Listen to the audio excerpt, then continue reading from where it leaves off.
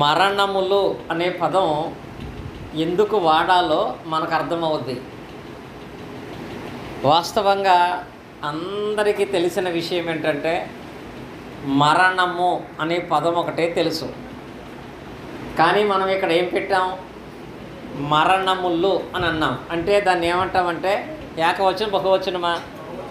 బహువచనాన్ని మనం వాడాం. అక్కడ మరణములు అనేటువంటి వచనాన్ని మనం వాడాం. ఈ మరణము కానీ మరణములు కానీ అనేటువంటి ఈ పాఠం చాలామంది ఏమనుకుంటారంటే ఇది ఒక మిస్టరీ అనుకుంటారు. మిస్టరీ అంటే ఇది ఎవరికీ తెలియదు. మరణాన్ని గురించి పూర్తిగా ఎవరికీ తెలియదు. ఎందుకంటే చనిపోయిన తర్వాత ఏమవుతుందో ఎవరూ చూడట్లేదు. అందుకే ఈ మరణాన్ని గురించి లోకంలో చాలా రకాలైన ఆలోచనలు ఉన్నాయి. కొంతమంది అంటారు చనిపోయిన తర్వాత ఏముండదు, ఈ జీవం వెళ్ళి గాల్లో కలిసిపోద్ది అంటారు. మరి కొంతమంది అంటారు బ్రతికిన కాలం ఒక లెక్కలో ఉంటుంది. ఈ లెక్క ప్రకారంగా మనం జీవించే దాన్ని బట్టే ఇంకొక జన్మ ఉంటుంది. ఈ జన్మలో సరిగా బతికితే రాబోయే జన్మలో మరొక మంచి జన్మ దేవుడిస్తాడు. ఈ జన్మలో ఎందుకు పనికిరాని వాళ్ళగా పాపం చేసిన వాళ్ళగా బతికితే మళ్ళీ జన్మలో నీచమైన జన్మ ఏ కుక్కగానో పందిగానో పడతారని. ఇలా మరణాన్ని గురించి అనేక మంది చెబుతున్న మాటలను బట్టి మరణాన్ని గురించి పూర్తిగా ఎవరికి తెలియదు, అది ఒక మిస్టరీగా ఉండిపోయింది అంటారు. బైబిల్ మాత్రమే మరణం మిస్టరీ కాదు, హిస్టరీ అని చెప్తుంది. హిస్టరీ అంటే చరిత్ర. మరణమును కూడా ఒక చరిత్ర ఉంది అని చెప్పగలిగే ఏకైక పుస్తకం ఏంటంటే పరిశుద్ధ గ్రంథం మాత్రమే. ఈ పరిశుద్ధ గ్రంథములో కీర్తనల గ్రంథం మనం చదువుకున్నట్లయితే కీర్తనల గ్రంథము 89వ అధ్యాయము, కీర్తనల గ్రంథము 89వ అధ్యాయం 48వ వచనం చూసినట్లయితే ఇక్కడ ఒక మాట గ్రంథకర్త రాశాడు. ఏమని? మరణము చూడక బ్రతుకు నరుడెవ్వడు అనే పదం ఉంది ఇక్కడ. అంటే ఏ మానవుడైనా ప్రపంచంలో ఉన్నవన్నీ చూడకుండానే చచ్చిపోవచ్చేమో. ఇప్పుడు కొంతమంది ఆశ కలిగినటువంటి వాళ్ళు, మన దగ్గర కూడా ఒక సహోదరు ఉంది. పాపం అమెరికా వెళ్ళాలని ఆశించింది, ప్రార్థనలు చేశాము. చివరిలో వీసా విషయంలో ప్రాబ్లం వచ్చి ఏమైపోయింది, అమెరికా వెళ్ళకుండా ఆగిపోయింది. ఆమె ఏమనుకుందంటే చచ్చిపోయేలోపు ఒకసారి అమెరికా వెళ్ళేస్తే బాగుంటుందని. ఇప్పుడు ఆమెకి ఏమనిపిస్తుంది? అమెరికాను చూడకుండానే చచ్చిపోతానేమో అని ఆలోచన. మా టీంలో కూడా, మా రవి గారి టీంలో చాలా సంవత్సరాల నుంచి అందరం కూడా అరకు వెళ్ళి చూద్దాం అనుకుంటున్నాం. ప్రతి సంవత్సరం ప్లాన్ చేసుకోవటం, ఏదో కారణాన్ని బట్టి ఆగిపోవటం. ఇంకా ఫైనల్గా ముసలోళ్ళకి వచ్చిన ఆలోచన ఏంటంటే అరకు చూడకుండానే చచ్చిపోతామేమో. రవి గారు ఏమంటారంటే మీరు చావకుండానే చూపిస్తాను, నేను మాట ఇస్తాను అంటాడు ఆయన. ఇలా మనుషులు ఎన్నో ఆశలు కలిగిన వాళ్ళుగా కొన్ని చూడాలనుకుంటారు. కొంతమంది చూడాలనుకున్న వాటిని చూడగలుగుతారు, కొంతమంది చూడకుండానే చచ్చిపోతారు. కానీ భూమి మీద బ్రతుకుతున్న నరుడు ఏది చూసినా ఏది చూడకపోయినా అందరూ కూడా ఖచ్చితంగా దేన్ని చూడాలి? మరణం అనే దాన్ని మాత్రం ఖచ్చితంగా అందరూ చూస్తారు. మరణము చూడక బ్రతుకు నరుడు ఎవడు అనే పదం రాయబడింది. కనుక అందరూ కూడా మరణాన్ని చూస్తారు. అందరూ చూసే ఆ మరణాన్ని గురించి, ఆ మరణం విషయంలో దేవుని సంకల్పాన్ని గురించి ఈ రాత్రి అంతా మనం నేర్చుకుంటాము. దీంట్లో మొదటి విషయం ఏంటంటే మరణము చూడక బ్రతుకు నరుడే లేడనుకున్నాము కదా. మీలో చాలామందికి తెలుసు, మరణము అనే పదం యొక్క అర్థం ఏంటి? మరణం అంటే సోదరి అంజలి గారు తెలియపడతారు చాలా చక్కగా. మరణము అనే పదం యొక్క అర్థం ఏంటంటే ఎడబాటు అని అర్థం. ఎడబాటు అంటే ఇంకా ప్రాక్టికల్గా మన భాషలో చెప్పాలంటే, ఎడబాటు అంటే భార్య భర్తను ఎడబాపాడు అంటే విడిపోవటం. ఎడబాటు అంటే విడిపోవటం. మరణములో ఎవరెవరు విడిపోతారు అంటే, మరణం అంటే ఎడబాటు అనగా విడిపోవటం. మరణించినప్పుడు ఏది ఏది విడిపోతుందంటే, ఒకటి శరీరం, రెండు ఆత్మ. ఈ శరీరము ఆత్మ కలిసి జీవించినప్పుడే మానవుడు జీవించే ప్రాణిగా ఉంటాడు. మరణం అనేది వస్తే ఈ దేహాన్ని వదిలిపెట్టి ఏం వెళ్ళిపోద్ది? ఆత్మ వెళ్ళిపోద్ది. ఇది ఒక మరణం. కానీ మన పాఠం పేరేంటి? మరణములు అని అనుకున్నాం కదా. ఒక మరణం శరీరం నుండి ఆత్మ వేరవటం. రెండవ మరణం రాసుకోండి. మొదటి మరణం శరీరం నుండి ఆత్మ వేరవటం. రెండవది దేవుని నుండి ఆత్మ వేరవటం. ఇది ఎన్నో మరణం? రెండవ మరణము. రెండు మరణాలు ఉంటాయి. ఒకటి శరీరం నుండి ఆత్మ వేరవటం, రెండు దేవుని నుండి ఆత్మ వేరవటం. ఇవి ఎలా ఉంటాయో ఒక్కొక్కటిగా మనం నేర్చుకుంటే, దీంట్లో మొదటి దాని గురించి నేర్చుకుందాం. మొదటిది ఏంటి? శరీరము నుండి ఆత్మ వేరవటం. దీనికి మనం పెట్టుకున్న పేరు ఏంటంటే మొదటి మరణము. శరీరము నుండి ఆత్మ వేరవటం. ఈ మరణం అనేది మనుషులుగా మనం తెచ్చుకున్నామా, దేవుడే ఇస్తున్నాడా? మొదటి మరణం మనం తెచ్చుకుంటున్నామా, దేవుడే ఇస్తున్నాడా? రాజారామ గారు చదివిన వాక్య భాగములు ఆన్సర్ ఉంటుంది. హెబ్రీయులకు రాసిన పత్రిక 9వ అధ్యాయము 27వ వచనం. మనుషులందరూ ఒక్కసారే మృతి పొందవలనని నియమించబడెను. నియమించబడెను అంటే దాని అర్థం నిర్ణయించాడు. ఎవరు నిర్ణయించారు? దేవుడు మొదటి మరణాన్ని నిర్ణయించాడు. మొదటి మరణం అనేది మనం తెచ్చుకునేది కాదు. మొదటి మరణం అనేది కొందరికే వచ్చేది కాదు. దేవుడు మనిషిగా పుట్టిన ప్రతి ఒక్కడు కూడా తప్పక మరణించాలని దేవుడే నియమించాడు. మరణము పొందటం అనేది దేవుని యొక్క నియమమై ఉంది. ఇది ఎందుకు దేవుడు నియమించాడంటే, పరిశుద్ధ గ్రంథములో మొట్టమొదట ప్రశ్నా సమయం ఇది.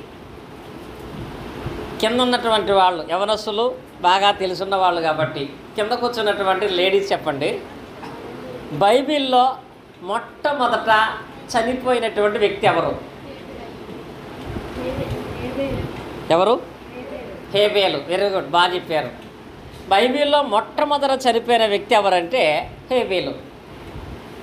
కుర్చీలో కూర్చున్న వాళ్ళకు ప్రశ్న. బైబిల్లో మొట్టమొదట నీవు చనిపోతావని దేవుడు ఎవరికి చెప్పాడు? హిజ్కియాకు అన్నారు.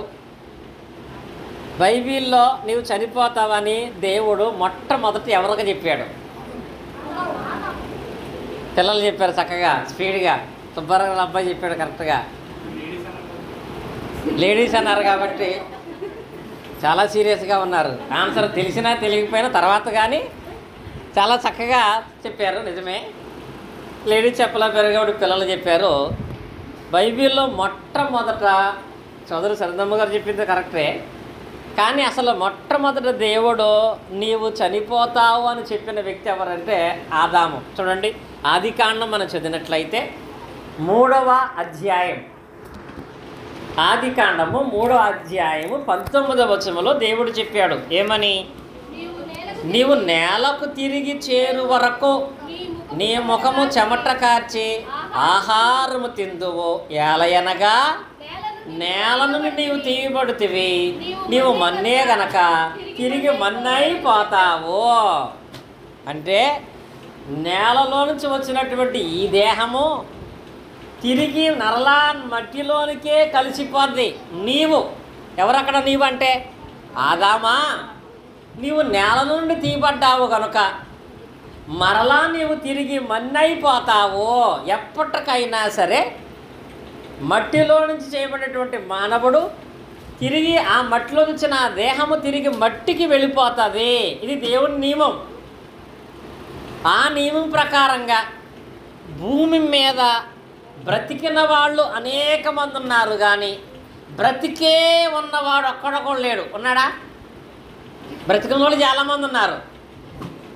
బ్రతికే ఉన్న వాళ్ళంటే దాని అర్థం, బ్రతికే ఉన్న వాళ్ళంటే అసలు చావకుండా బ్రతికినటువంటి నరుడు భూమి మీద ఎవడు కూడా లేడు. బ్రతికారు. బ్రతికిన వాళ్ళ గురించి చెప్పాలంటే ఇప్పుడు కుర్చీలో కూర్చున్నటువంటి పిల్లలు బాగా చెప్పారు కాబట్టి, స్టూడెంట్స్ బాగా చెప్పారు కాబట్టి, బాయ్స్ ప్రశ్న, బైబిల్లో ఎక్కువ కాలం బ్రతికిన వ్యక్తి ఎవరు? మెతూషెల. Very good. ఎన్ని సంవత్సరాలు బ్రతికాడు? ఎన్ని సంవత్సరాలు? 69, 79? నిజమే చెప్పారు, ఆలోచిస్తున్నారు మళ్ళీ. ఓకే, కనుక మెతూషెల 969 సంవత్సరాలు బతికాడు. రాసుకుంటే మళ్ళీ ఎప్పుడైనా చెప్పొచ్చు, చూసుకుంటే మళ్ళీ ఎప్పుడు చూసుకోవాల్సింది. ఇంకా మెతూషెల 969 సంవత్సరాలు బతికాడు. రిఫరెన్స్ రాసుకోండి, ఆదికాండము 9వ అధ్యాయము 29వ వచనం. కానీ 969 సంవత్సరాలు బతికాడు కాబట్టి ఇంకా దేవుడు అతనికి మరణం ఇవ్వకుండా వదిలేశాడా? 969 సంవత్సరాలు బతికినా ఏమవ్వాల్సి వచ్చింది? మరణించవలసి వచ్చింది. ఎన్ని సంవత్సరాలు బతికిన వాడైనా ఖచ్చితంగా మరణాన్ని చూడవలసిందే. అది దేవుని యొక్క నియమం. ఇంకొక ఆయన ఉన్నాడు, దేవుడు అతన్ని ఈ తరం వారిలో నువ్వే నీతిమంతుడు అన్నాడు. ఎవరిని? నోవాహుని. ఇప్పుడు వెనక ఉన్నటువంటి వాళ్ళు పెద్దవాళ్ళు, రాజారామ గారు కానీ మా స్టూడెంట్స్ కానీ నోవాహు గారి గురించి మాట్లాడితే నీతిమంతుడిగా ఉన్న నోవాహు గారు బ్రతికిన దినాలు ఎన్ని? రాజారామ గారి దగ్గర మా జ్యోతి దాకా ప్రశ్నలు ఇవన్నీ. నేను ఆ పైన ఉన్న వాళ్ళు అన్నా, కొంతమంది కింద ఉన్న వాళ్ళు చెప్పేశారు ఆల్రెడీ. ఎన్ని సంవత్సరాలు? నోవాహు కూడా ఆదికాండము 9వ అధ్యాయం 29వ వచనంలో చూస్తే 950 సంవత్సరాలు బతికాడంట. ఎన్ని సంవత్సరాలండి? 950 సంవత్సరాలు బతికాడు నోవాహు. నిజంగా ఎంత గొప్ప ఆయుష్కాలం అండి. 900 పక్కనెట్టి 50 బతకలేకపోతున్నాం మనం. కానీ ఎందుకు దాన్ని రాశాడో తెలుసా? ఎన్ని సంవత్సరాలు బతికినా వాడికి ఏం తప్పదు? మరణం అనేది తప్పదు. నీతిమంతుడైనప్పటికీ 950 సంవత్సరాలు బతికినప్పటికీ ఆయన ఏం పొందాల్సి వచ్చింది? మరణము పొందవలసిందే. మరణం ఎప్పుడు కూడా వాడిని మర్చిపోదండి. మన పేపర్లో ఒక వృద్ధులారు గురించి రాశారు. ఆమెకి 149 సంవత్సరాల వయసు వచ్చింది. 149 సంవత్సరాలకే, అసలు ఇప్పటివరకు అంతకాలం బతికేవాళ్ళు లేరు కదా. 149 సంవత్సరాలకి ఆమె బాడీ అంతా ఎలా ఉందంటే మొత్తం అంతా ఒళ్ళిపోయి ఎముకలు మాత్రమే కనపడుతూ కళ్ళు మాత్రమే కనపడుతున్నాయి. కానీ కొద్దిగా తింటుంది, మాట్లాడుతుంది, లేవటం కొంచెం కష్టం, నడవలేదు. 149 సంవత్సరాలు బతికిన ఆమె గురించి పేపర్లో ఏమి రాశాడో తెలుసా? మరణము మరిచిపోయినటువంటి వృద్ధురాలని రాశాడు. అంటే ఆమెను మరణం మర్చిపోయిందంటే తీసుకెళ్తాం. ఎన్ని సంవత్సరాలకి? 149 సంవత్సరాలకే మరణం మర్చిపోద్దా? ఎవరిని కూడా మరిచిపోయేది కాదు మరణం. ఆలస్యం అవుద్ది, ముందవుద్ది, అందరూ కూడా మరణాన్ని చూడవలసిందే. కారణం ఏంటంటే ఇది పెట్టింది ఎవరు? ఒక ప్రభుత్వం వాళ్ళు పథకం పెడితే అది నెక్స్ట్ ప్రభుత్వంలో క్యాన్సిల్ అయిపోద్ది. కానీ మరణం అనే పథకం పెట్టింది ఎవరు? దేవుడే. దేవుడు నియమించిన తర్వాత ఎలాంటి వాడైనా మరణం పొందాల్సిందే. ఇప్పుడు కుర్చీలో కూర్చున్నటువంటి స్త్రీలందరికీ ప్రశ్న, విశ్వాసులకు తండ్రిగా మనం పిలుచుకునే వ్యక్తి ఎవరు? అబ్రహాము గారు. ఆయనే ఇప్పుడు కూడా మనకు మాదిరి విశ్వాస విషయంలో. అలాంటి అబ్రహాము గారు, అంత విశ్వాసం కలిగిన అబ్రహాము గారు కుర్చీలో కూర్చున్న వాళ్ళు మాత్రమే చెప్పండి, ఎన్ని సంవత్సరాలు జీవించాడు? ఎన్ని సంవత్సరాలు జీవించాడు? మన కోరిక ఎంతవరకు ఉంటుందో అంతవరకే పాఠం కూడా నేర్చుకుంటాం మనం, తెలుసా? అంటే మన కోరిక ఎంతవరకు? అబ్రహామును దేవుడు ఎంత దీవించాడో అంత దేవుడు నన్ను దీవించాలి, అక్కడ దాకే. అబ్రహాము గారు చనిపోయాడని తెలుసుకుంటే మనం చత్తమేమో భయం. కానీ అబ్రహాం గురించి ఆయన జీవించిన దీవెనలు, దేవుడిచ్చిన ఆశీర్వాదాలు గుర్తుంటాయి తప్ప అంతటి అబ్రహాము కూడా తప్పలా అనేది తెలియదు ఎవరికి. ఇప్పుడు చెప్పండి, ఎవరైనా అబ్రహాము గారు ఎంతకాలం జీవించాడు? 175. చక్కమ్మ సువారం చెప్పింది. ఆది కాండములో మనం చూసినట్లయితే 25 అధ్యాయము 7-8 వచనాలు. అబ్రహాము బ్రతికిన దినములు 175 సంవత్సరములు. ఎన్ని సంవత్సరాలు? 175 సంవత్సరాలు జీవించాడు. అయినను ఆ తర్వాత ఏమయ్యాడు? ఆయన మరణించి అతని పితరులతో కూడా చేర్చబడినట్లుగా మనం చూస్తున్నాం. ఇప్పుడు వీళ్ళందరి జీవితాన్ని బట్టి మనకి ఏమర్థం అవ్వాలి? నేను ఎక్కడే ఉంటాను, ఎప్పటికీ చచ్చిపోను, ఇదంతా నాదే అని ఆలోచన చేసే విషయంలో వాళ్ళ ముందు మనం ఎంత? నోవహు గారికే తప్పలా, అబ్రహాముకే తప్పలా. ఇంకా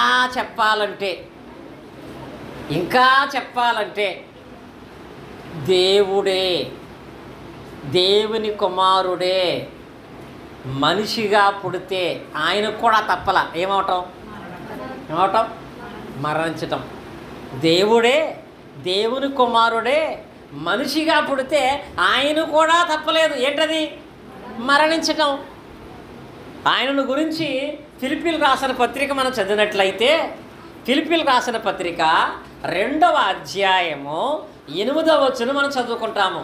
అక్కడ ఏముంటుందో చూడండి. క్రీస్తుని గురించి రాస్తాడు ఆయన, మరియు ఆయన ఆకారమందు మనుషుడిగా కనబడ్డాడు, దాన్ని బట్టి మరణము పొందినంతగా, అనగా శిలువ మరణము పొందినంతగా విధేయత చూపించాడు. అంటే క్రీస్తు కూడా మానవుడిగా పుట్టినందుకు మనుషులందరి కొరకు ఆయన కూడా దేవుని నియమాన్ని బట్టి ఏం పొందాల్సి వచ్చింది? మరణమును పొందాడు. యేసుక్రీస్తు వారు ఏ వయసులో చనిపోయారు? 33.5 సంవత్సరాల వయసులో ఆయన చనిపోయాడు. ఇది మొదటి భాగమందు మనం నేర్చుకున్నటువంటి పాఠంలో మొదటి మరణం అనేది అందరికీ దేవుడు నియమించాడు. మాట్లాడుకుంటున్నారా? ఇప్పుడు చెప్పండి, మెతూషాల ఎన్ని సంవత్సరాలు జీవించాడు? 969. నోవాహు ఎన్ని సంవత్సరాలు జీవించాడు?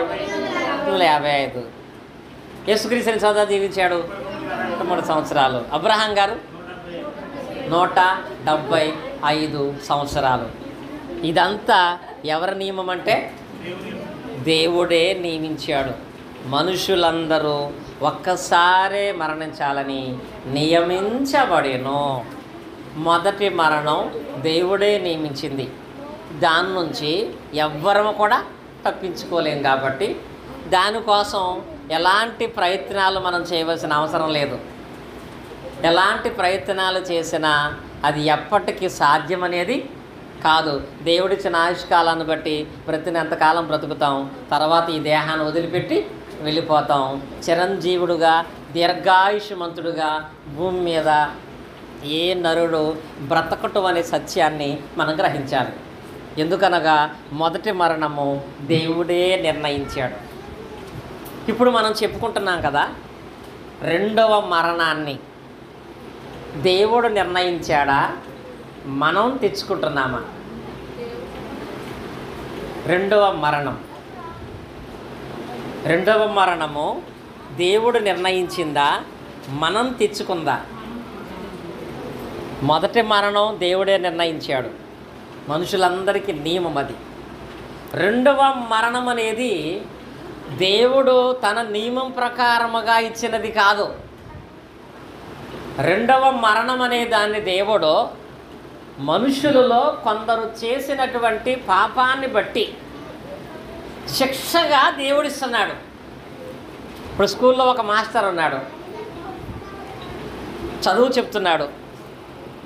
కొంతమంది పిల్లల్ని బయట ఎండలో మోకాళ్ళు వేయించాడు. ఎవరు నేర్పిస్తాడు? అందరికా కొంతమందికా? వృద్ధుల్లాగానే రూలు, ప్రతి మగపిల్లోడు కూడా గోడ కూర్చో చేయాలని అంటాడా? స్కూల్కి అందరూ రావాలి, అది నియమం. పనిష్మెంట్ కొందరికే. ఎవరికి? టీచర్లు చెప్పినట్టుగా ఏ విద్యార్థి చేయడో వాడికి పనిష్మెంట్ ఉంటుంది కదా. అలాగే మొదటి మరణం అందరికీ, అది దేవుడే ఇచ్చాడు. ఆ మొదటి మరణం అందరికి ఆశీర్వాదకరమైంది. రెండవ మరణం అనేది దేవుడిచ్చేది కాదు, మనుషులు తమకు తాముగా చేసిన పాపాన్ని బట్టి వచ్చేది. దానికి మత్తయి సువార్త మనం చదువుకున్నట్లయితే, మత్తయి సువార్త 25వ అధ్యాయము 46వ వచనంలో ఏం రాయబడం చూడండి. ఇక్కడ కొంతమందికి విధించాడు ఆ శిక్ష. ఏంటది? వీరు నిత్య శిక్షకును నీతిమంతులు నిత్య జీవమునకును పోవుదురు అన్నాడు. ఇక్కడ ఒక ఉపమానం చెప్పాడు ఆయన. ఆ ఉపమానం ఏంటంటే, మనుషులు 2 రకాలు చేశాడు. మనం చేసే రకాలేంటి? స్త్రీలు, పురుషులు. దేవుడు చేసే రకాలేంటి తెలుసా?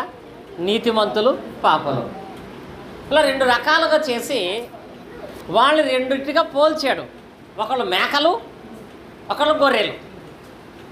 గొర్రెలుగా ఉన్న వాళ్ళు ఎవరంటే, దేవుని చిత్తాన్ని తెలుసుకొని లోకము శాశ్వతము కాదని అంగీకరించి దేవుని చిత్త ప్రకారముగా అందరికీ సహాయం చేస్తూ, దేవుని చిత్త ప్రకారముగా విధవరాలను పరామర్శిస్తూ, దేవుని చిత్త ప్రకారముగా తల్లిదండ్రులను సన్మానిస్తూ, దేవుని చిత్త ప్రకారముగా దేవుని యందు ఆరాధన విషయంలో విశ్వాసంగా నడుచుకుంటూ దేవుని ఆజ్ఞ ప్రకారంగా జీవించిన వాళ్ళు గొర్రెలు. వాళ్ళతో ఏమన్నాడో తెలుసా? వాళ్ళు చనిపోయారు. చనిపోయిన వాళ్ళతో అన్నాడు, మీరు తండ్రి చేత ఏర్పాటు చేయబడినటువంటి నిత్య జీవానికి వెళ్ళిపోమన్నాడు. అంటే వీళ్ళకి ఏమీ లేదు, రెండో మరణం లేదు. మేకలు ఉన్నాయి, వాళ్ళు ఏమన్నాడో తెలుసా? మీరు మాత్రం నిత్య శిక్షకు పాత్రులుగా ఎంచబడిన వారైపోతారు గనుక మీరు ఈ నిత్య శిక్ష జరిగే స్థలానికి వెళ్ళిపోమని వాళ్ళని పంపించేశాడు. ఈ నిత్య శిక్ష అనేది ఏంటో తెలుసా? ఆ నిత్య శిక్ష ఎక్కడ ఉంటుంది? చనిపోయిన తర్వాత మానవుడు తాను చేసిన పాపాలను బట్టి నిత్యము మండుచున్న అగ్నిగుండములోకి వెళ్ళిపోయేటువంటి స్థలం. ఇది ఎలా ఉంటుందంటే, ఇటువరకు చాలామంది ఒక మాట అనేవాళ్ళు, కాశీకి వెళ్ళినోడు కాటికి వెళ్ళినోడు ఎక్కడికి రాడంట, తిరిగి రాడని. ఇటువరకు అదే చెప్పేవాళ్ళు. కాశీకి వెళ్ళినోడు కాటికి వెళ్ళినోడు తిరిగి రాడు అని. కానీ ఈ రోజుల్లో కాశీకి వెళ్ళొచ్చేయచ్చు, ప్రయాణ సౌకర్యాలు ఉన్నాయి కదా, ఒక వారం వెళ్ళొచ్చేయచ్చు.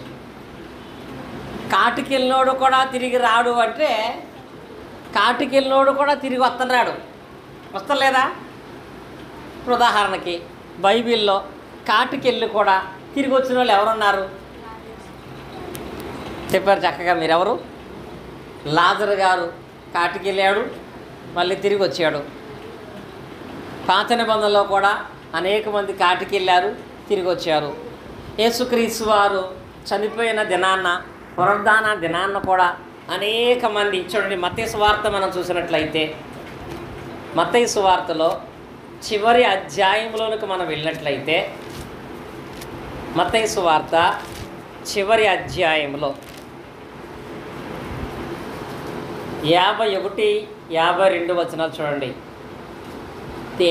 అప్పుడు దేవాలయపు తెర పైనుండి కింద వరకు రెండుగా చినిగెను, భూమి వణికెను, బండలు బద్దలాయను. మత్తయి సువార్త 27, 51 అండి.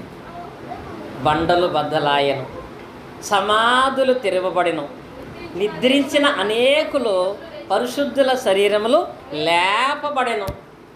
యేసుక్రీస్తు చనిపోయిన తర్వాత ఆయన పునరుద్ధాన దినాన్న ఎవరు లేచారంట?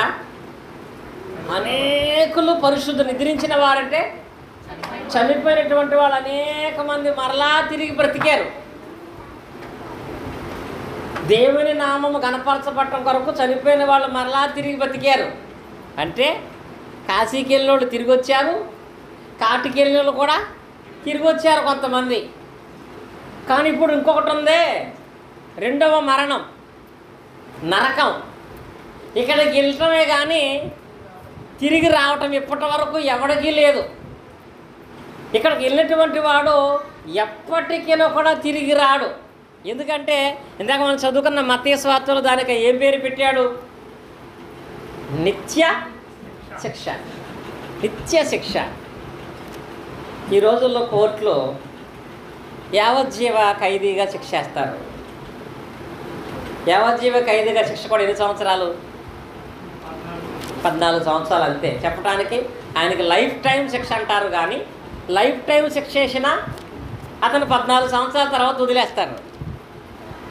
కానీ ఈ శిక్ష నిత్య శిక్ష. అంటే 14 సంవత్సరాలు కాదు, 14,000 సంవత్సరాలు కాదు, నిత్యము కూడా అక్కడ శిక్ష అనుభవిస్తూ ఉండాల్సిందే. దీని పేరేంటంటే రెండవ మరణం, నిత్య శిక్ష. ఈ శిక్ష ఎలా ఉంటుంది? మార్కు సువార్త 9వ అధ్యాయము 48వ వచనం మనం చూసినట్లయితే, మార్కు సువార్త, నరకమున వారి పురుగు చావదు, అగ్ని ఆరదు. రెండవది. ఇప్పుడు రెండవ మరణం అనేది ఎలా ఉంటుందంటే, ఒకటి ఫస్ట్ మొదటి మరణం గురించి నేర్చుకున్నాం. ఇప్పుడు ఏంటి? రెండవ మరణం. రెండవ మరణం ఎలా ఉంటుందంటే, మత్తయి సువార్త 25:46 ప్రకారంగా అది ఏ శిక్ష? నిత్య శిక్ష. మార్కు సువార్త 9:48 ప్రకారంగా అదేంటి? నిత్యాగ్ని. ఏంటక్కడ? నిత్యాగ్ని అంటే ఎప్పుడూ కూడా అగ్ని మండుతూనే ఉంటుంది. రెండవ మరణంలో అగ్ని ఆరదు, పురుగు చావదు. దీనిని నిత్యమైనటువంటి దండన అని అంటారు. ఇప్పుడు ఈ రెండవ మరణంలో ఉండేటువంటి మూడవ స్థితి ఏంటో తెలుసా? ఒకటి నిత్య శిక్ష, 2 నిత్య అగ్ని, 3 చూడండి మత్తయి సువార్త 13వ అధ్యాయం 50వ వచనం. మత్తయి సువార్త 13వ అధ్యాయం 50వ వచనం. అక్కడ ఏడుపును పండ్లు కొరుకుటయను ఉండును. ఇప్పుడు రెండవ మరణం అనేది ఎలా ఉంటుంది? అక్కడ నిత్యము కూడా ఏడుస్తూనే ఉంటారంట. ఇది మహాభయంకరంగా ఉంటుంది తెలుసు మీకు. ఇప్పుడు మీ ఇంట్లో ఎవరైనా ఒక మూల కూర్చుని ఏడుస్తూ ఉంటే మీకు ఎలా ఉంటుంది? ఎలా ఉంటుంది? ఎంత కోపం వచ్చేస్తూ ఉంటుంది. పిల్లలైనా పెద్దోళ్ళైనా ఒక 2-3 నిమిషాలు ఏడిస్తే పర్లేదు, ఓపికగా ఉంటాం.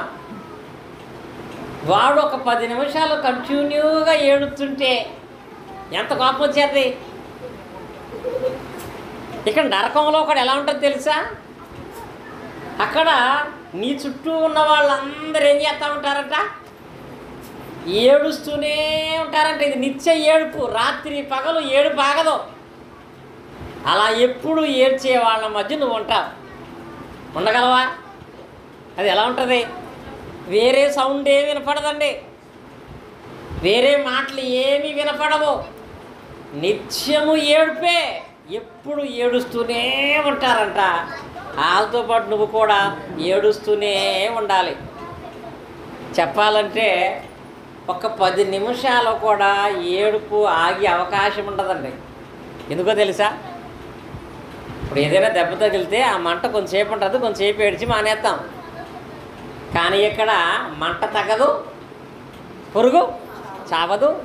అది ఎలా ఉంటుందంటే నిత్యము కూడా అగ్నిగుండములో ఏడుస్తూనే ఉండాలి. అంటే రెండవ మరణములో ఈ 4 ఆఫర్లు ఉంటాయి. ఏంటయ్యి? 1 నిత్య శిక్ష, 2 నిత్యాగ్ని, 3 నిత్య దండన, 4 నిత్య ఏడుపు. ఈ 4 కావాలనుకుంటే దానికి మనం డిసైడ్ అయిపోవచ్చు. దేనికి? రెండవ మరణానికి. ఈ రెండవ మరణంలో వెళ్ళిన వాళ్ళందరూ ఖచ్చితంగా దీన్ని అనుభవించాల్సి వస్తుంది.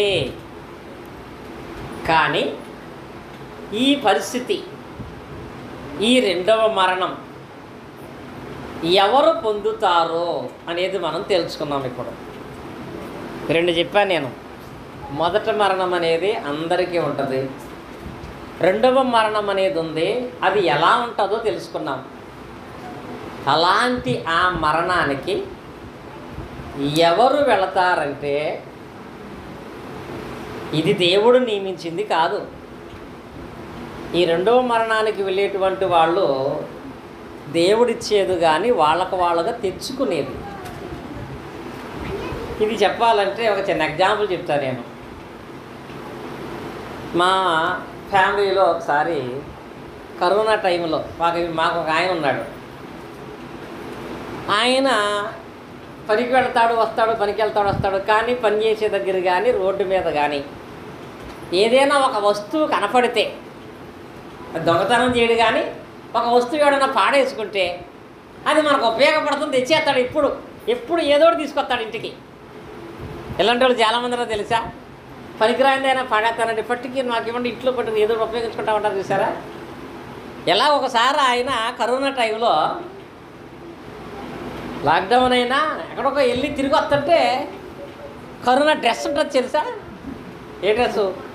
కరోనా టైం డ్రెస్ వేసుకుంటారు, ఫుల్గా బ్లూ కలర్లో ఉండి జిప్పేసి ఉంటుంది. కరోనా కిట్ అంటారు కదా, అది ఎవరో డాక్టర్ గారు వాడి పడేసాడు పక్కనే.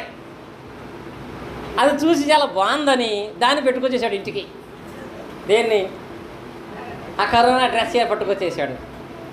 అది చేతిలో చూడగానే వెంటనే ఆ కుటుంబస్తులు తిట్టి అసలు నువ్వు ఇంట్లోకి రావద్దు, ఆగి ఇక్కడే అన్నారు. అని చెప్పి ఆయన ఇంట్లోకి వెళ్ళకుండా పక్కనే చిన్న గది ఆ గదిలో పెట్టారు. గదిలో పెట్టి ఇంటికి అలవాళ్ళే ఫోన్ చేసేసారు, మా నాన్న ఇది తట్టుకొచ్చాడు ఒకసారి చూడండి అని. వాళ్ళు కూడా వచ్చి టెస్ట్లు కూడా చేయలే. అర్జెంటుగా నువ్వు ఇక్కడ ఉండకుండా 14 రోజులు వెళ్ళిపోమని ఎక్కడికి క్వారంటైన్కి పంపించేశారు. అంటే ఇప్పుడు క్వారంటైన్కి వెళ్ళిపోయే పరిస్థితి ఆయనకు వచ్చిందా? తెచ్చుకున్నాడా? ఏం చేసుకున్నాడు? తెచ్చుకున్నాడు. ఇప్పుడు మనం ఆయన చూసి నవ్వుతున్నాం కదా, దారోపాయుధాన్ని తగిలించుకున్నాడు కదా ఆయనని. మనం కూడా రెండవ మరణం అనే దాన్ని దేవుడు ఇవ్వట్లా, తెచ్చుకుంటున్నాం. అలాగే దాన్ని తెచ్చుకుని ఇంట్లో పెట్టుకొని, దాన్ని తెచ్చుకుని ఒంట్లో పెట్టుకొని అక్కడికి వెళ్ళిపోయి కాలిపోయేటట్లుగా, అక్కడికి వెళ్ళిపోయి ఏడ్చేటట్లుగా చాలామంది ఆ మార్గంలోకి వెళ్ళిపోతున్నారు. అందుకే దేవుడు రెండవ మరణం అనే దాన్ని మిస్టరీగా ఉంచకుండా హిస్టరీగా చెప్తున్నాడు. రెండవ మరణాన్ని గురించి మీకు తెలియాలి. ఎందుకంటే అక్కడికి ఇన్నుంది కానీ అవుటు లేదు. అక్కడికి వెళ్ళిపోయే వాళ్ళే తప్ప బయటికి వచ్చేవాళ్ళు లేరు. కనుక ఆ రెండవ మరణాన్ని గురించిన అవగాహన ప్రతి ఒక్కరికైనా కూడా కలిగిన వారుగా మీరు ఉండండి. ఎందుకంటే రెండవ మరణం అందరికి వచ్చేది కాదు, కొందరే వారి వారి క్రియలను బట్టి తెచ్చుకునేది అయి ఉంటుంది. ఆ రెండవ మరణంలోనికి మనం వెళ్ళకుండా ఉండాలంటే, ఆ నిత్యాగ్నిలో పడి కాలిపోకుండా ఉండాలంటే, అందరితో పాటు ఎప్పుడు ఏడ్చే బ్రతుకు మనకు రాకుండా ఉండాలంటే, మనకి మొదటి మరణం రాకముందే మనం ఈ లోకములో ఉండగా కొన్ని సంపాదించుకోవాలి. ఏం చేసుకోవాలి?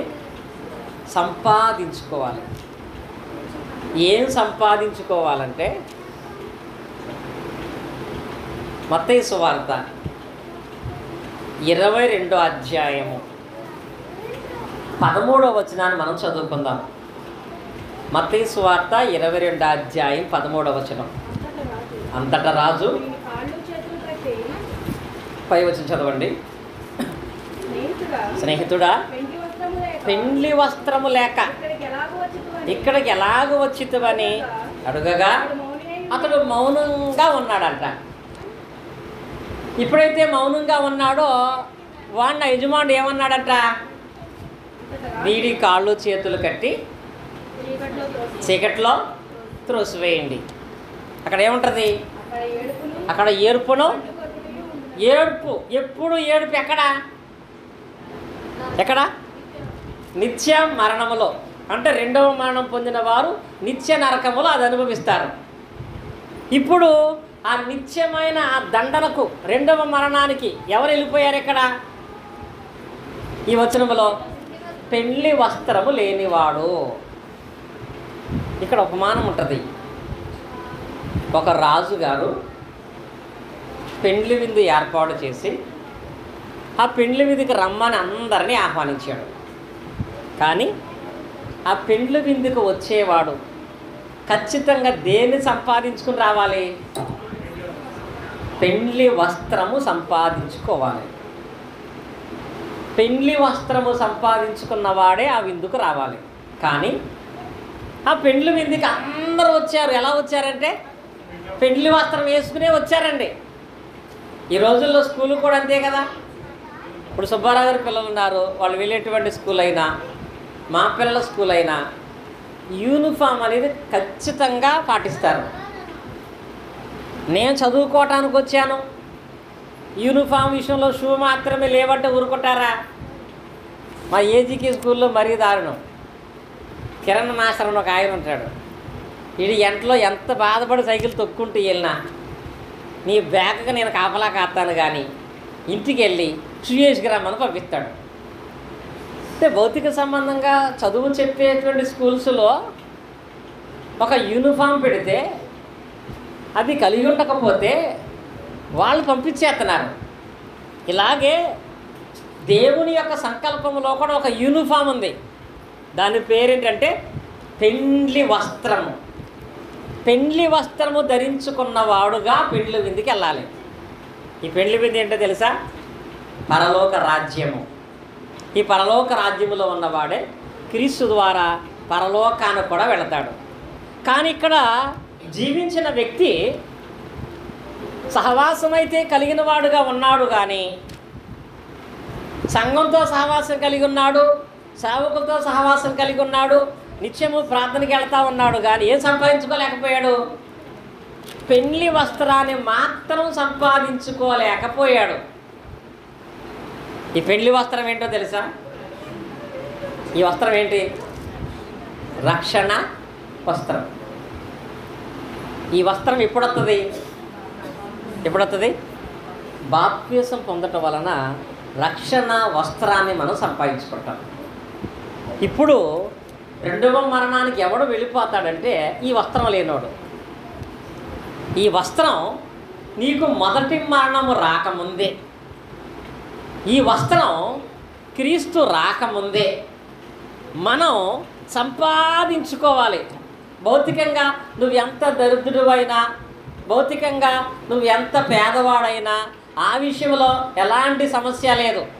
పేదవాడైనా ఏం చేసుకోవాలి? ఖచ్చితంగా వస్త్రం సంపాదించుకోవాలండి. దరిద్రుడు ఏం చేసుకోవాలి?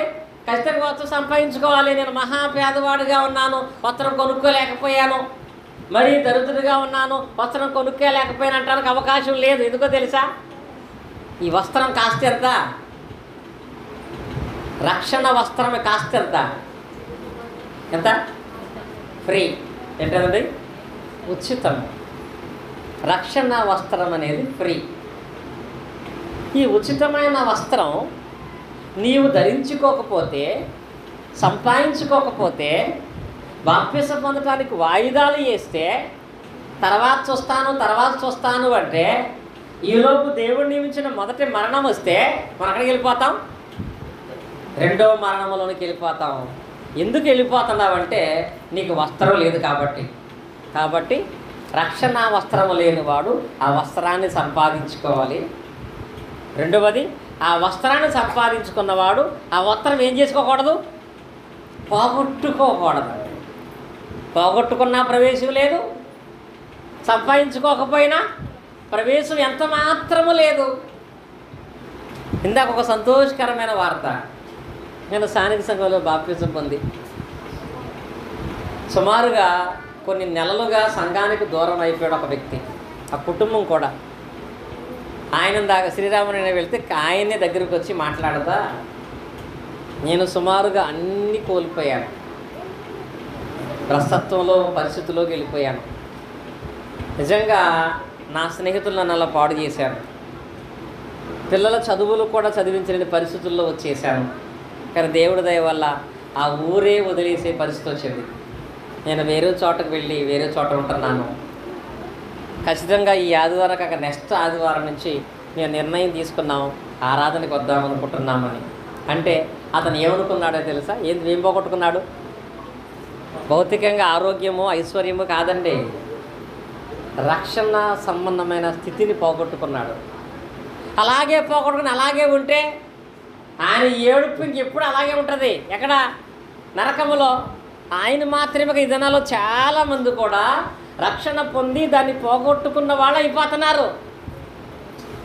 కొంతమంది ఏకంగా సినిమా డైలాగ్ కూడా చెప్తారు, ఒక్కసారి నేను దాన్ని పక్కన పెడితే నీకంటే పెద్ద రౌడీదని, ఒక్కసారి దాన్ని పక్కన పెడితే నీకంటే ఏడ్చేవాడు ఎవడు లేడు, ఒక్కసారి దాన్ని పక్కన పెడితే నీకంటే నాశనమయ్యేటువంటి ఎవడో లేడు. కనుక దాన్ని ఎప్పుడూ పక్కన పెట్టకూడదు, నిత్యము ధరించుకునేటువంటి వాళ్ళంగా ఉండాలి. అలాగే రెండవది ఏంటో తెలుసా?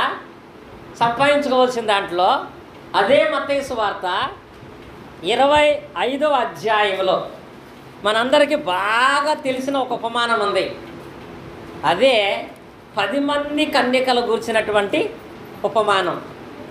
ఆ ఉపమానంలో బుద్ధి లేని వారే చెప్పుకునే మనకే, అనగా బుద్ధి లేని వారిని చెప్పుకునే వాళ్ళగా ఉన్న వాళ్ళ విషయంలో వాళ్ళు సంపాదించుకోనటువంటిది ఏంటి? ఏమీ లేదు కాబట్టి వాళ్ళు రెండవ మరణానికి అర్హులుగా చేపడ్డారు. చెప్పండి, ఏమి లేదు? నూనె లేదు. ఏమి లేదు అక్కడ? వాళ్ళ సిద్ధెలలో నూనె లేదు కనుక వాళ్ళకి ఏ అర్హత లేదు? పరలోకం వెళ్ళే అర్హత లేదు. అక్కడికి వెళ్ళే అర్హత లేదంటే ఎక్కడికి వెళ్ళిపోతున్నారు వాళ్ళు? రెండవ మరణానికి, నరకానికి వాళ్ళు వెళ్ళిపోతున్నారు. ఇప్పుడు సిద్ధులలో నూనె అంటే ఏంటి? నూనె ఏంటి? నూనె అంటే ఏంటి? మీ దగ్గర నూనె తక్కువగా ఉంది కాబట్టి అమ్మే వాళ్ళ దగ్గరికి వెళ్ళి కొని తెచ్చుకోమంటే అదేంటిది? ఇక్కడ దేవుని యొక్క వాక్యం. నీ వాక్యము నా మార్గమునికి ఏమైంది? దీపమై ఉంది. మనకి ఇప్పుడు రెండవది ఏంటంటే ఖచ్చితంగా మనం ఏం సంపాదించుకోవాలి? దేవుని యొక్క వాక్యాన్ని సంపాదించుకోవాలి. వాక్యం సంపాదించుకోవటం అంటే ఇంట్లో 10 బైబిళ్ళు ఉండటం కాదండి. ఇంట్లో బైబిళ్ళు ఉండటం కాదు, బైబిల్ ఉన్న వాక్యాలు మన మనసుల్లో ఉండాలి. దేవుని యొక్క ఆలోచన విధానమైన సంకల్పము మన మనసుల్లో ఉండాలి. ఇన్ని పాఠాలు మనం నేర్చుకుంటున్నాం. మీలో ఎవరికైనా 10 ఆజ్ఞలు పూర్తిగా వచ్చా? ఎంతమందికి వచ్చి 10 ఆజ్ఞలు చేయొద్దండి? 9 ఫలాలు వచ్చా? ఆత్మ ఫలాలు వచ్చు. కిందలోకి వచ్చా? అంటే ఇప్పుడు మనకు వస్త్రం ఉంది కానీ ఏమి లేదు, నూనె లేదు. వాళ్ళని ఇందాక మీరు ఏమన్నారు? బుద్ధి లేని వాళ్ళని. ఇప్పుడు మనం ఏమై ఉన్నాం? కనుక మనం అలా ఉండకూడదు. వాక్యం మనలో లేకపోతే ఆ భయంకరమైన స్థితిలోనికి మనం వెళ్ళిపోతాం. ఆ భయంకర రెండో మరణాన్ని మనం పొందుకుంటాం. కాబట్టి మనము ఎంత పేదవాళ్ళుగా ఉన్నా, ఎంత దరిద్రులుగా ఉన్నా రక్షణ వస్త్రాన్ని సంపాదించుకోవాలి. వాక్యం అనే నూనె ఎప్పుడూ కూడా మన దీపంలో పోసుకుంటూ ఉండాలి. ఎప్పుడు వాక్యం మనలో ఉండాలి, మన హృదయంలో ఉండాలి. దీంతో పాటుగా మూడవది ఏంటంటే మత్తయి సువార్త 6వ అధ్యాయము 20వ వచనం చూడండి. మత్తయి సువార్త 6వ అధ్యాయము 20వ వచనం చదువుకుందాం మనం. 6:20 పరలోకమందు మీ కొరకు ధనము కూర్చుకొనుడి అనే మాట రాయబడింది ఇక్కడ. ఇప్పుడు మనం రెండో మరణం పొందకుండా ఉండాలంటే సంపాదించుకోవాల్సిన మూడవది ఏంటి? ధనం. ఎక్కడ ధనం? పరలోకములో మనము ధనము సమకూర్చుకోవాలంట. పరలోకమందు మీ కొరకు మీరు ధనం సమకూర్చుకోండి. అది మిమ్మల్ని ఏది పొందకుండా ఆపుతుంది? రెండవ మరణము పొందకుండా అది ఆపుతుంది. ఏది? పరలోకంలో మీరు సంపాదించుకునే ధనం. 3 ప్రధానమైన వడ్డీ. ఈ 3 సంపాదించుకోకపోతే, ఈ 3 లేని వాళ్ళు ఖచ్చితంగా ఏం పొందుతారు? రెండవ మరణాన్ని పొందుతారు.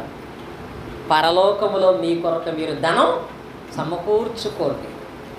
ఆ విషయంలో అశ్రద్ధగా ఉంటే, ఆ విషయంలో ఆలోచన కలిగి లేకపోతే వాడి స్థితి అనేది ఎంత భయంకరంగా ఉంటుందంటే, ఇది మీకు అర్థం అవటానికి చిన్న ఎగ్జాంపుల్ చెప్తాను.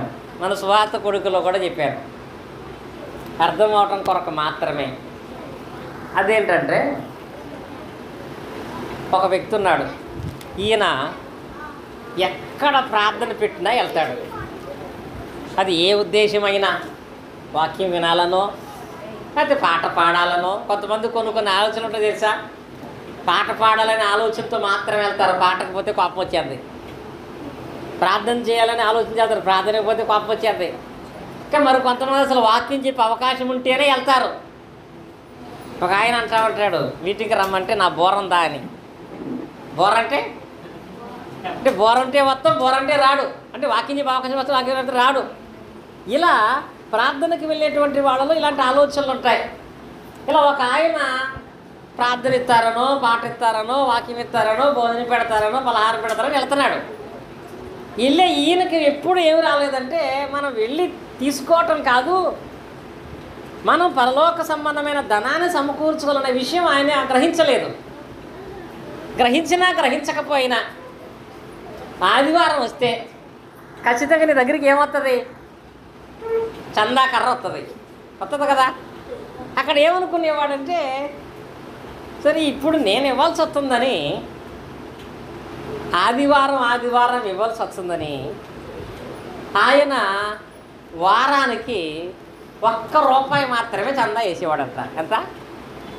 ఆదివారం రూపాయి చందా వేసేవాడు. ఆదివారం రూపాయి చందా వేసేవాడు. ఇలాగా ఆదివారం ₹1 మాత్రమే దేవునికి ఇస్తున్నాడు. ఇప్పుడు పరలోకంలో ఆయన ధనం ఎంత? ₹1. ఇలా ఇస్తూ కొంతకాలానికి చచ్చిపోయాడు. ఇలా చనిపోయిన వాడి దగ్గర పరలోకంలో ఏమీ లేదు. తాను పరలోకం ప్రవేశించే అంత ధనం లేదు, కానీ ధనం ఉంది. కాబట్టి వీడు నరకానికి వెళ్ళిపోయాడు. నిత్యము నరకములో యాతన పడుతూ ఏడుస్తూ దుఃఖపడుతున్నాడు. కానీ వాడికి ఒక ఆఫర్ వచ్చింది. ఏంటో తెలుసా? ఎంత నరకంలో బాధపడే పరిస్థితి వచ్చినా ఈయన ₹1 పెట్టుకున్నాడు. అక్కడెక్కడ పరలోకంలో పెట్టుకున్నాడు. కాబట్టి వాడికి ఆఫర్ ఏమి ఇచ్చాడంటే, ఒక బుక్లో రాశాడు ఒక అతను, వాస్తవం కాదు ఇది, ఏమి ఇచ్చాడంటే, సరే ₹1 ఇచ్చాడు కాబట్టి సంవత్సరానికి వీడికి ఒక 10 నిమిషాలు నరకం నుంచి వీడికి రిలీఫ్ ఇద్దామని వచ్చింది. దేనికి? ₹1కి సంవత్సరానికి 10 నిమిషాలు ఆడికి విడుదల. కనుక వీడికి సంవత్సరం అయిన తర్వాత ఒక వ్యక్తి ఆయన దగ్గరికి వెళ్ళి, నువ్వు ఆదివారం ₹1 వేసావు కదా, కాబట్టి ఒక ఆఫర్ వచ్చింది, 10 నిమిషాలు బయటికి వెళ్ళొచ్చు. దేంట్లోంచి? నరకంలోంచి బయటికి వెళ్ళొచ్చు. ఇంకా నీకు ఇంకా ఆఫర్ ఏంటంటే, ఈ 10 నిమిషాల్లో నీ ఇంటికి వెళ్తావో, నీ బ్యాంక్ ఉన్న అకౌంట్లో డబ్బుల దగ్గరికి వెళ్తావో, దాచుకున్న బంగారు దగ్గర నీ ఇష్టం. 10 నిమిషాలు ఫ్యామిలీ కావాలనుకుంటావో, డబ్బులు కావాలనుకుంటావో, సుఖం కావాలి, నీ ఇష్టం. ఈ 10 నిమిషాలు ఎక్కడికి వెళ్తావో వెళ్ళమన్నాడు. వీడన్నాడు, ఈ నరకంలో బాధపడే నాకు ఆ ఫ్యామిలీ ఎందుకు, ఆ డబ్బులు ఎందుకు, ఆ బంగారం ఎందుకు, అవకాశం ఇస్తే మా ఇండియాలో హిమాలయాలకు వెళ్తానన్నాడు. ఎక్కడికి? హిమాలయాల్లో ఏముంటాయి? మంచు కొండలు ఉంటాయి కదా, అక్కడికి వెళ్ళి అందులో దొలుచురాడట. ఎందుకని? ఎన్ని రోజులు ఏమయ్యాడు? ఖాళీ ఖాళీ ఖాళీ ఖాళీ వెట్టలేదు కదా. ఒక 10 నిమిషాలు వచ్చాడికి ఆ నరకంలో కొట్టుకుంటున్నాడు. నరకంలో పడి కొట్టుకున్నవాడు ఆ హిమాలయకి వెళ్ళి మంచులో దొలుచురాడట. ఇలా దొలుచుంటే మా సుబ్బారావు గారు లాంటి అందరినీ కొచ్చిరెత్తాడు కదా. ఈయన అక్కడికి వెళ్ళాడు. సుబ్బారావు గారు మామూలుగా వెళ్ళి ఆ దొల్లేవాడిని అడుగుతున్నాడట, ఏంటి ఎందుకు దొలుతున్నావు నువ్వు అసలు? అలా ఎందుకు మంచులో పడి కొట్టుకుంటున్నావు? ఆ విషయం ఏంటో నాకు చెప్పు, అన్నీ తెలుసుకోవటం నాకు ఇష్టం అంటే. ఆడంటాడట, నాకు టైం లేదు మాట్లాడించకంటున్నాడట. ఏం లేదు ఆడికి టైం లేదు. కరెక్ట్గా 10 నిమిషాలు అయింది అని లాక్కెళ్ళిపోతుంటే అప్పుడు అనుకున్నాడట, ఇంకొక్క రూపాయి వేసుంటే ఇంకో 10 నిమిషాలు వచ్చేదేమో. ఎంత? ఒక్క రూపాయి వేసుంటే ఇంకొక 10 నిమిషాలు వచ్చేదేమో అనుకున్నాడంటే పాపమాడు. నిజంగా అలా ఒక 10 నిమిషాలు అవకాశం ఉండదు, కానీ నరకంలో ఉన్నవాడికి అలా ఉంటుందో తెలుసా? 10 నిమిషాలు కాదు, 2 నిమిషాలు రిలీఫ్ ఇస్తే బాగుండు. 2 నిమిషాలు కాలకుండా ఉంటే బాగుంటుంది. 2 నిమిషాలు ఏడవకుండా ఉంటే బాగుంటుంది అని అనిపిస్తుందంట. అక్కడ 10 నిమిషాలు కాదు, 2 నిమిషాలు కాదు, ఒక్క సెకను కూడా ఏముండదు. అగ్ని ఆరదు, పురుగు చావదు. ఆ భయంకరమైన స్థితికి ఎందుకు వెళ్ళిపోతున్నావు నువ్వు? ఈ 3 సంపాదించుకోలేక. ఏ 3? రక్షణ వస్త్రం లేక, వాక్యమనే నూనె లేక, పరలోక ధనము గురించి అసలు ఆలోచనే లేక, ఆ భయంకరమైన ఆ నరకం అనుభవించే పరిస్థితుల్లోనికి మనం కూడా వెళ్ళిపోతున్నాము. అలా ఎవరూ వెళ్ళకూడదనే మొదటి మరణాన్ని చెప్పిన దేవుడే రెండవ మరణాన్ని గురించిన హిస్టరీ కూడా చెప్పి దానికి పేరు పెట్టాడు. మీరు మొదటి మరణమే అనుకుంటున్నారేమో, రెండో మరణం ఉంది, అది అగ్నిగుండము అని. పరిశుద్ధ గ్రంథం మనం చూసినట్లయితే, ప్రకటన గ్రంథంలో మనం ఆలోచన చేసినట్లయితే, ప్రకటన గ్రంథము 21వ అధ్యాయము 8వ వచనం చూడండి. పిరికివారును, అవిశ్వాసులను, అసహ్యులను, నరహంతకులను, వ్యభిచారులను, మాంత్రికులను, విగ్రహారాధికులను, అబద్ధికులందరూ అగ్నిగుండములో, అగ్నికలమండు గుండములో పాలు పొందుదురు. ఇది రెండవ సావు, రెండవ మరణం. దీనికి ఆ పేరు పెట్టాడు. దీనికి ఎంట్రన్స్ ఉంది కానీ అవుట్ లేదు. కనుక అలాంటి మరణములోనికి మనం వెళ్ళాలని ఎవరైనా కోరుకుంటామా? నాకు ఎప్పుడు నవ్వటం ఇష్టం ఉంది కానీ ఎప్పుడు ఏడుస్తే ఇష్టం అనుకుంటామా? ఎవడన్నా ఏడిస్తే ఇష్టం కొంతమందికి, కానీ నువ్వే ఏడుస్తావు ఎక్కడ నరకములో. కనుక అలాంటి భయంకరమైన నిత్యమైన నరకమునకు వెళ్ళకుండా ఉండాలి అంటే రెండవ మరణాన్ని గురించిన అవగాహన అనేది మన అందరమును కూడా కలిగిన వారముగా ఉండాలి. ఈ రెండవ మరణాన్ని ఎవరు పొందుకుంటారంటే, ఇక్కడ చెప్పిన లిస్టులో ఉన్న వాళ్ళందరూ వీళ్ళెవరు అంటే పాపము చేసిన వారు. పాపం చేసిన వారందరూ కూడా ఈ రెండవ మరణంలోనికి వెళ్ళిపోతారు. అలాగే ఇప్పుడు ఇక్కడ ఎవరైనా పాపము చేయని వారు ఉన్నామా అంటే రోమా 3:23 ఏమంటాడు? ఏ భేదము లేదు, అందరం పాపం చేశాం. పాపం చేశావు, నువ్వు చేసిన పాపానికి రెండవ మరణం రాబోతుంది. రెండవ మరణం రాకుండానే నువ్వేం చేయాలి? ఆ పాపాన్ని నువ్వు తీసివేసుకోవాలి. ఆ పాపాన్ని తీసేసుకోవాలంటే ఏం చేయాలి? మార్కు 16:16 ప్రకారంగా నువ్వు బాప్తిసము పొంది పాపము నుంచి విడుదల పొంది ఏం పొందుతావు? రక్షణ. బాప్తిసం పొందితే వచ్చే రక్షణ దేని నుంచి తెలుసా? చాలామంది అనుకుంటారు బాప్తిసం పొందిన తర్వాత దెయ్యాల నుంచి రక్షణ ఏమో, భర్త నుంచి రక్షణ ఏమో, భార్య నుంచి రక్షణ ఏమోనని. బాప్తిసం పొందితే వచ్చే రక్షణ రెండవ మరణం నుంచి విడుదల. రెండవ మరణం నుంచి మనం తప్పించబడతాం. ఆ రెండవ మరణం నుంచి మనం తప్పించబడాలంటే బాప్తిసం పొందాలి. బాప్తిసం పొందినప్పుడు వచ్చే ఆ రక్షణ వస్త్రాన్ని మరణము వరకు కూడా తీసివేయకూడదు. నిత్యము వాక్యమనే నూనె నింపుకుంటూ ఉండాలి. పరలోక ధనాన్ని సమకూర్చుకోవాలి, పరలోక ధనాన్ని మనము సంపాదించుకోవాలి. ఈ లోకములో దేవుని కొరకు ఇచ్చేదే పరలోకం నీ కొరకు ఏమంటది దాచబడి ఉంటుందనే విషయాన్ని మనం గ్రహించిన వాళ్ళంగా మనం ఉండాలి. కనుక ఈ సమయంలో రెండవ మరణాన్ని గురించి మనం నేర్చుకున్నాం. మొదటి మరణాన్ని గురించి తెలియపరిచాను, రెండవ మరణం గురించి తెలియపరిచాను. మీరు ఎంతవరకు విన్నారనే విషయంలో మరలా కొన్ని ప్రశ్నలు అడుగుతాను 2 నిమిషాల్లో. ఒకటి, మొదటి మరణం ఏంటి? శరీరము నుండి ఆత్మ వేరవటం. రెండవ మరణం ఏంటి? దేవుని నుండి ఆత్మ వేరవటం. మొదటి మరణములో పాలు భాగస్తులయ్యే విషయంలో మొదటి మరణం పొందిన వ్యక్తి ఎవరు అనుకున్నాం?